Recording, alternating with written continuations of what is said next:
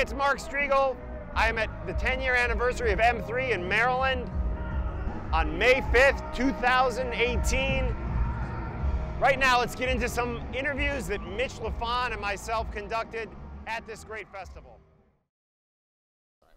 Hey, it's Mark Strigl of Talking Metal and Talking Rock, along with Mitch Lafon of Rock Talk with Mitch Lafon. And we are here with Tony Higbee of Tom Kiefer's band and Damon Johnson's band. Tony, thanks for sitting down with us for a few minutes. Thanks for wanting me to sit down with you for a few minutes. I appreciate it. Oh, you bet. And I know Emily interviewed you last year, so it's great to catch up with you again this year. I know you're playing with Tom later, and I want to talk to you about that, but let's start off with the significance of the M3 Festival. This is its 10th year. Mm-hmm. How many times have you played the festival?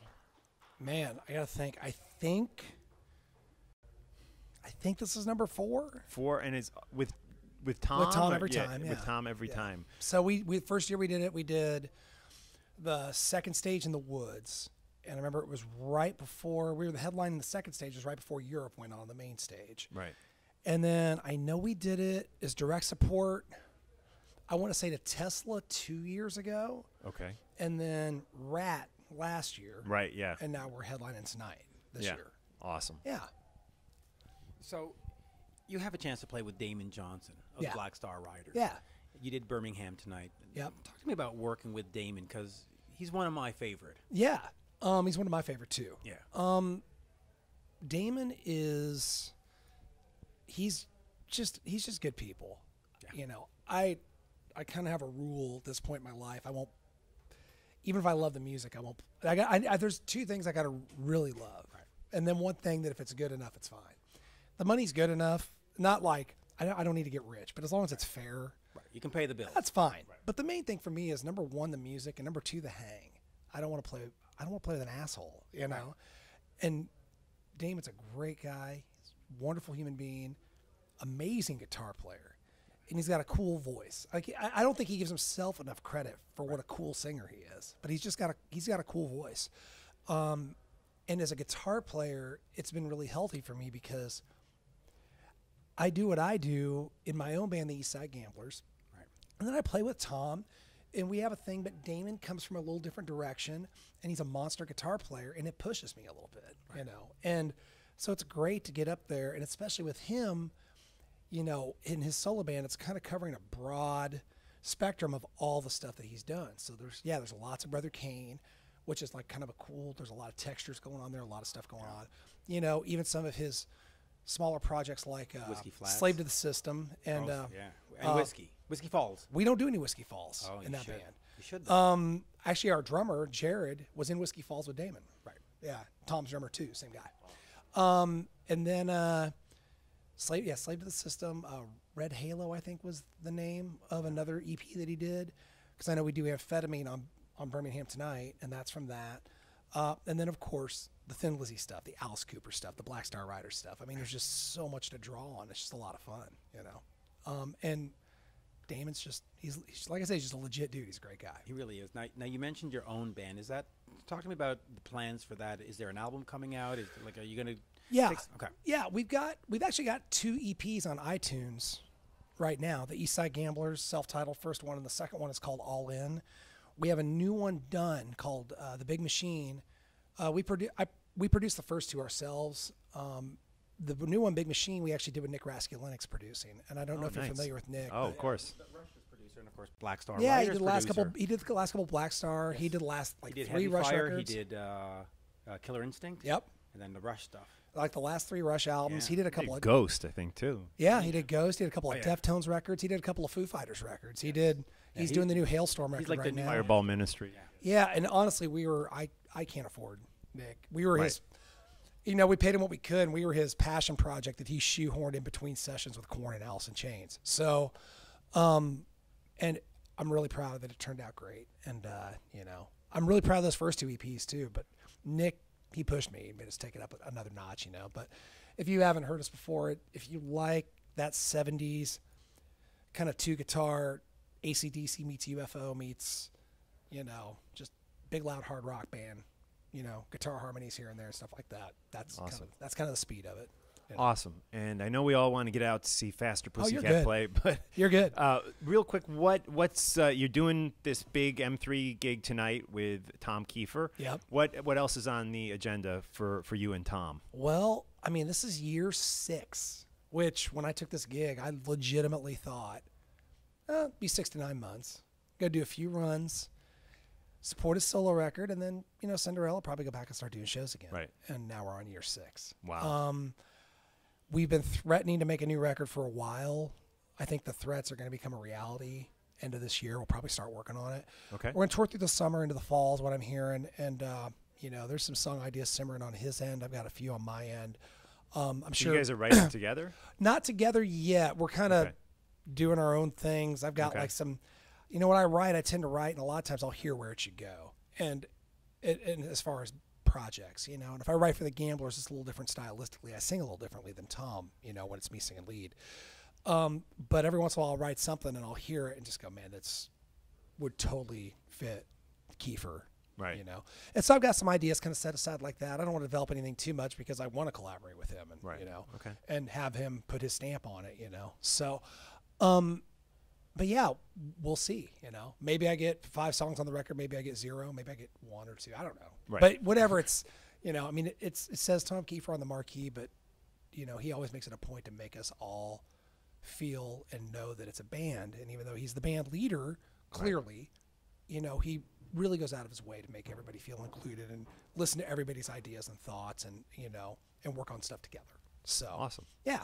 Cool. Well, as always, thanks for joining us on Talking Metal and Talking Rock. And have a great set tonight. Really can't wait. You guys were great last year. Can't wait to see you again tonight. I am looking forward to it. It's going to be awesome. So the set this year is probably my favorite set we've played so far. Oh, cool. It's just, I don't know. It's one of those things where, we do a full set. It's 90. And we got to trim a couple because of the festival tonight. Just a couple tunes.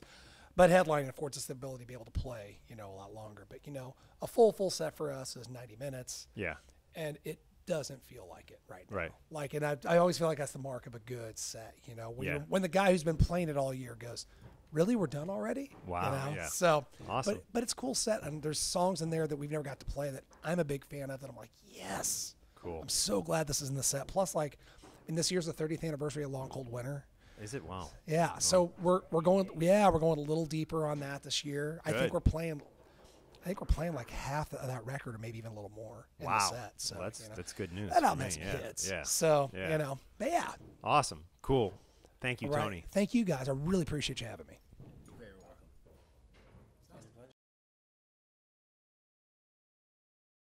Hey, it's Mark Strigl of Talking Metal, and we are backstage here at M3 with Aaron Leigh, the bassist of Y&T. Hello, hello, hello. Aaron, thank you for being here.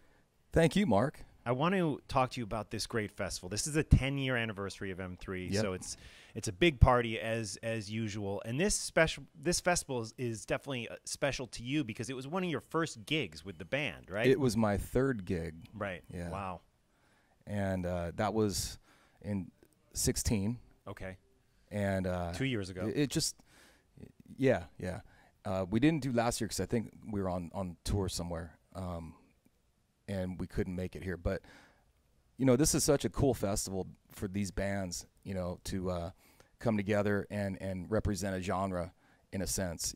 There's not a legit, real 80s festival going with hard rock. This is the like closest thing. Yeah. So.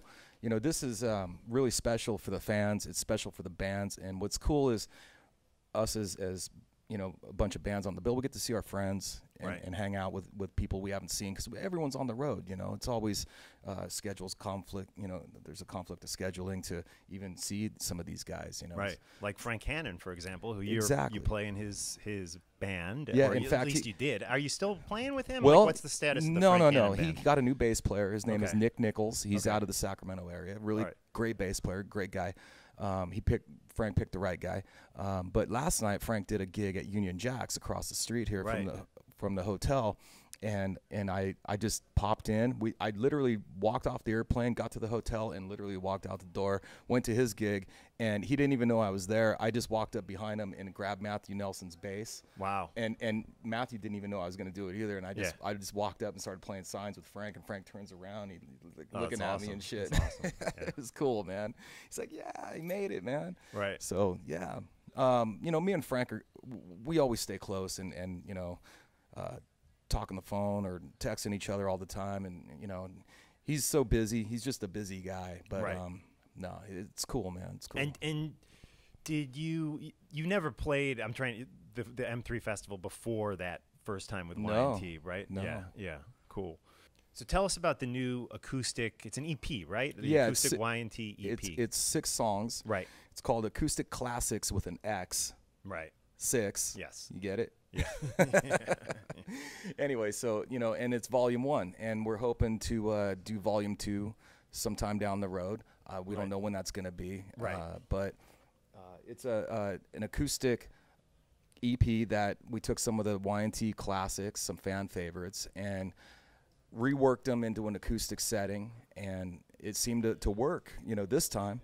You know, we'll see about next time. I don't know, you know, but depends on what we pick. But it worked really well. Like those songs, it just, you know, a lot of them I hadn't heard in years, and just hearing them in that new, fresh setting, to me, was really special. Like I really, not just to kiss your ass, but I really enjoyed the EP. Thank you, thank you. And you know, we did it really fast. Like we went in to a buddy of mine has a studio in Santa Cruz, California, and we just went in and tracked these songs as a band.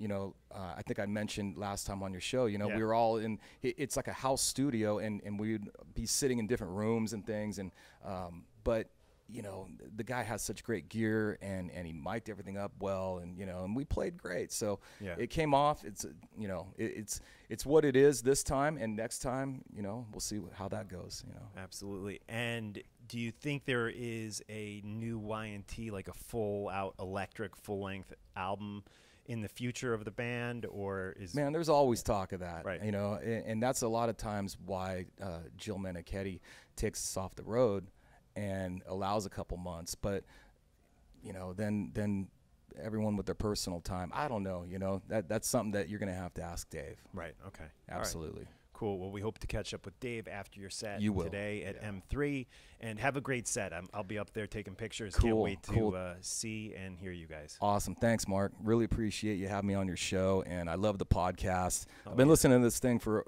I think you've been out since 2005. Yeah. So at least 12 years for me. Yeah. You know, on a regular basis. You know, because you know, when we're on the road and traveling down the road, I download it and I listen. You know, awesome. It gives me a lot of joy to hear stuff like this, because, you know, I love, you know, the guys that you interview and all that You hear stuff. the Vinnie Vincent interview? I did. Yeah. Yeah. Well, can he still shred? What do you think? Well, I don't know. Yeah, he wouldn't answer the question, really. Right. Yeah. But I dig his boots. Right. There you go. Cool. All right. Thank you, Aaron. Thank you, man. Cool. All right, man. Cool. Yeah, thanks. Yeah. Thanks, Mike. Go for it. Mitch Lafon here. We are with Great White backstage at M3. Pleasure to have you guys. Absolutely great. Thank you. So I'm going to start with you, Michael. In fact, I should say we got Michael and Mark Kendall. This is exciting. Talk to me about the importance of festivals like M3 for both the band and also the scene. I think it just reminds everybody that this music is still very much alive in terms of the performers. I mean, all the bands are still out doing gigs, and we're lucky enough this year to be doing close to 50 or even more, possibly even more shows this year. And the fact that that's, you know, we feel that we're a little vital, that's actually happening.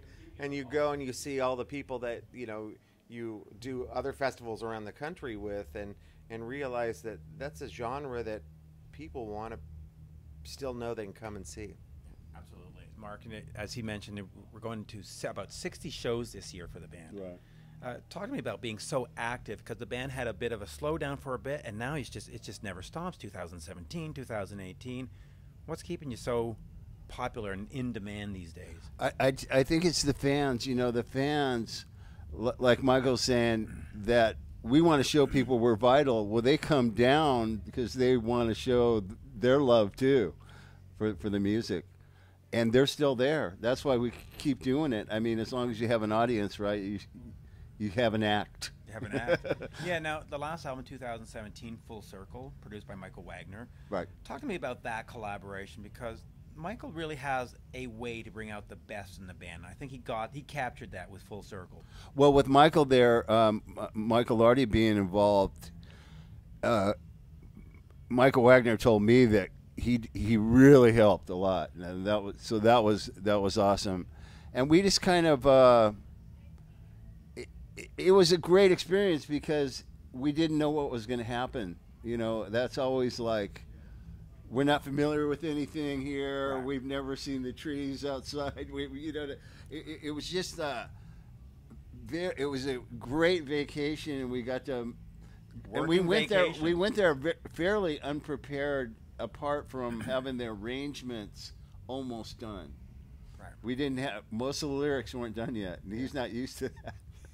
But we are, we literally on Elation went in with no material, Right. except for a couple ideas. So it wasn't anything new for us, and so I kind of couldn't wait for us to have a song done so he could, breathe easier and take care of his health and all that, But that was a lot of fun. We all really enjoyed it, and he's a taskmaster.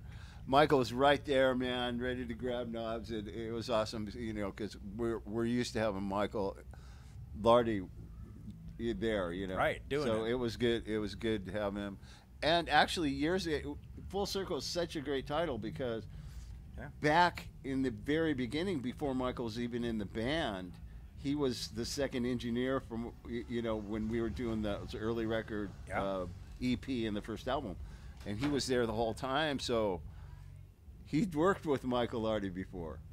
Yeah. That's right. So it was like full circle all the way. So I'll put the question to both of you. Where are we in terms of new music?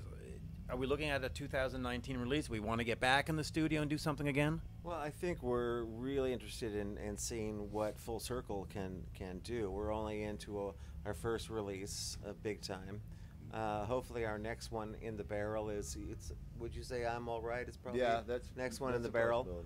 And obviously we want to do a video for that. But I mean, the opportunity of actually being able to work a record, there's a lot more depth on it than I think a lot of people realize from just here. If they just heard Big Time, they'd go, okay, that's typical, rock and Great White. But I mean, there's a song, Cry of a Nation, that is like so deep and different. It's kind of like if Rock Me in Congo Square had a kid. It's that kind of energy and that kind of ethereal, kind of spacious vibe to it. That's a really cool song. There's the riffing song, This Is the Life. I mean, it's a lot of real high energy, cool breaks in the song. So I think there's a lot of depth in the record that, if we keep working this record for, at least another year, maybe year and a half, then I think people will be able to get to, and get into it. Right. The other thing is, it really is for us. We want the fans to love it, but it's for our personal energy. Right. And that I know we've talked about that before, but it really is. It's like, it's hard to keep yourself motivated when you're. Although, like I've said before, we're grateful for all the songs and the hits and the fans of those songs. But for our own edification. Yeah, we need to be creative, and if it's. But that's what's got to make recording albums now such a joy, because there's not the AOR guy, there's not the record, it's just like, we're going to make it because we want to, and it'll be the music that we want to hear, right? I mean, it's. Yeah, and that's the thing. We've been doing records together for so long that it's kind of like falling out of bed. I think that was one of the things that kind of, was difficult for Michael at first, realizing that we could go in without formal arrangements done and without lyrics done and have a mind in our mind's eye where things were going to go. And he hadn't worked with us for so many years, knowing that, the knowledge of us being around each other and making records year after year after year. I mean, we probably made 12 records in between the last time we worked with Michael. So, and I think once he got the zeist of what, how we could do this and how we're used to doing this, he got into it, and it was a blast, to be able to do it like that, Well, he gave us a good little present by doing, once we did the basic tracks, by doing one song at a time. Right. And we knew what we were doing the next day. We got to cram for that Like studying for an situation exam. by writing lyrics at the house. Yeah. And then we come in, here's the lyric sheet. Yay! So that was awesome. And you've got your next album title right there, Great White Falling Out of Bed. Falling out of bed. There it is, falling out of bed. Right? That's All a these perfect sharks. title. I'm going to go to you here for this one because you, of course, worked on Appetite for Destruction back in the day, or you were involved with the Mr. Brownstone remix, and they announced the 30th anniversary deluxe box set that's going to cost 2 children and a car. Talk to me about working back then with Alan Niven and Mr. Brownstone and the mix and just that little bit of GNR sort of trivia for folks. Well, that whole thing stemmed out of the fact that there was a point where Mike Klink, the original producer on the record, after having been around them for 5 months, basically he was toast. He was done. It's like he just wanted to walk away from the project. I think he would, 5 months around the boys at that time probably had a lot to do with how hard, that was dealing with them at that point. So when they were getting ready to mix it, there was the songs were split up between Alan and myself and Steve Thompson and Michael Barbiero.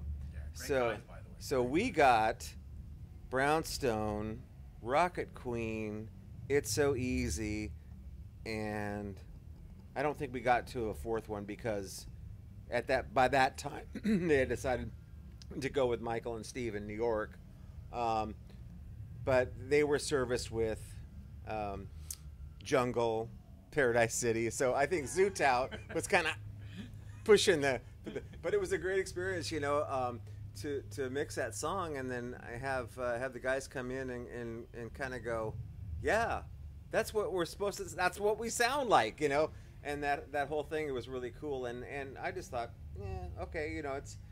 Just a gig we didn't necessarily, didn't get at the time, but Niven did put Brownstone on a 12-inch, the B-side of a 12-inch single.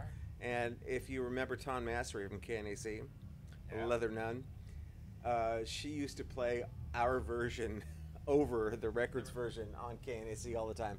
So that was a great compliment. I did a couple of TV shows for them. Did an American Music Awards in the truck, the audio. So all I remember Axel saying is, my friend at home said it sounded great. Thanks.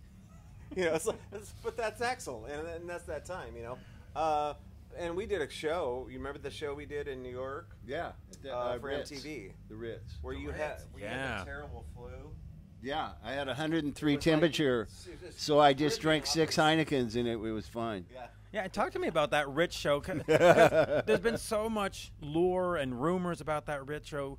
It was a Great White show, and GNR was supposed to open up, and then at the No. last minute they switched it. Like what? Because No, they weren't supposed to open up. Okay. We talked about it before that show. Niven, we talked about it with Niven, and he said it'd be best because there's a real huge buzz on this band right now. Right.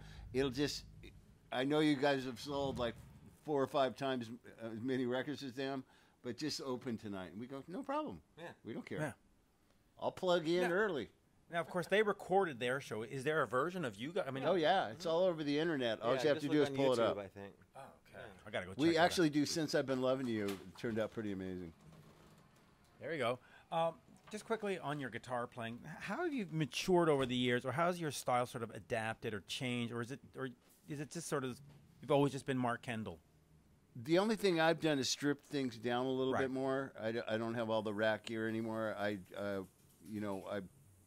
kind of go straight to the amp through a couple pedals, like a tuner, Okay. stuff like that.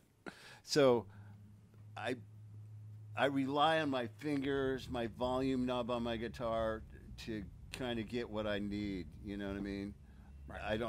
I'm not confined to a pedal Pedal switcher, board or whatever, yeah. with 3,042 presets.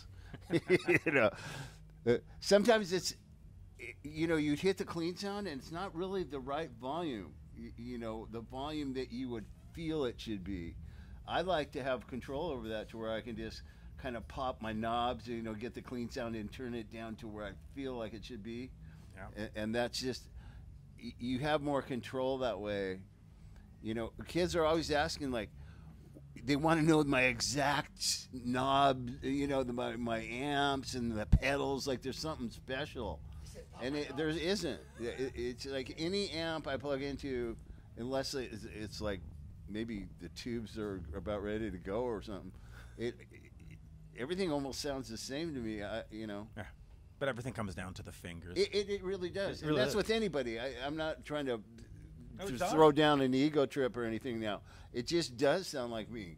Well, that's the thing. I mean, you could take Eddie Van Halen's rig, put it in Mark's hands, and it wouldn't sound like Eddie Van Halen. It'd sound like Mark. Exactly. Because If in the hands, Eddie Van in the Halen fingers. played through my rig, it would sound like Eddie. Yeah. You know, it's not because he's using special tunes and you know. So whatever. And I'll finish with this because, as you know, I'm Canadian, proudly so, right? Montreal Canadiens, we always talk hockey. When are we going to see Great White in the Great White North? Well, we do have a show coming up on the 26th, I believe, in London, Ontario. Ontario. Well, get us know, get it's us only- over there. Ontario, I'm sorry, it's only the capital of Canada, you know. But Yeah. talk to your boys. You know, get us up there. We'll get the promoters. We to won't talk. say no. Okay. We'll get you, we'll get you I there. had a great time in Montreal and Quebec City, you know, going and talking to people at Musique Plus. You know, it was like, it was. And I'm trying to remember, you opened for, the first time I saw you was Alice Cooper. That was a great tour. That was a Oh, lot yeah? of fun. The trash tour, yeah. That was a long tour too. That was a great Well, tour. 4 months. 4 months. something like that. It was, in Canada, anyways, all the way from St. John's all the way to Vancouver. And Yeah, it was so- right. But we did all across. those countries, Norway and all that, Yeah. and Europe. It was like an early January or something. It was Early it was, January. it was in freezing. Canada, It was freezing. It was November, December in Europe. Audie and I tried to go to McDonald's. It was 3 blocks from the hotel in Norway. We almost died. Oh, Helsinki, that's right. It was Helsinki. We didn't even go. We didn't have earmuffs and all that. You know, it was like No, but ridiculous. bring it up to your people and, Right. and talk to our guy Sullivan and get something in Montreal. You know, there's got to be a festival up there that would fit us on. yes, there is. Yeah. There's a great one too. Always a pleasure. Oh, look at that, a rip shirt there. There you go. Yes. Yeah, buddy. Thank you, thank you. I just, Oh, saw is it- Lon, I just saw Lon friend out in the hallway. Yeah. And I go, dude, we need some hats. He goes, oh, we're going to give them to you guys. I go, cool. Okay. I'll wear Yeah. a shirt. Always a pleasure. Thank you so Great much. to see you. You too. Thank you, Mark. And thank you, Thanks, Mark. Mitch. Oh, look at Zoltan. Appreciate it, man. Turning the. He's Oh, there he goes. He's crazy, man. No drum company will give him a kit because they know what he does. Right. They go, we're not going to give you a kit to destroy. Thank you, Mark. Thanks, buddy. I suggest you go with Sonar because they're made in Germany. and There's the they're back line. Sonar. Yeah, thanks for friending me on Facebook, by the way. Awesome. Yeah. They're paying First time I $20 saw you later. guys was on the Whitesnake tour, and The I Great always Whitesnake tour. Yeah, you blew them off 87. stage that night. Really? Yeah, it was.